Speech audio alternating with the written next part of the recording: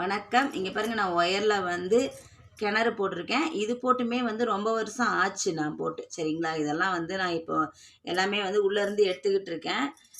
இப்போது இது வந்து பாருங்கள், இந்த கிணறுக்கு இது வந்து பக்கெட் மாதிரி போட்டிருக்கேன்.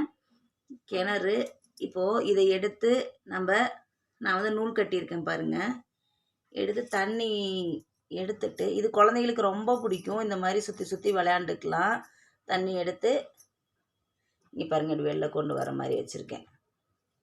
சரிங்களா? இந்த இந்த கற்பனை திறன் வந்து பாருங்கள், நம்ம இப்படி கம்பி வச்சு நான் வச்சுருக்கேன்.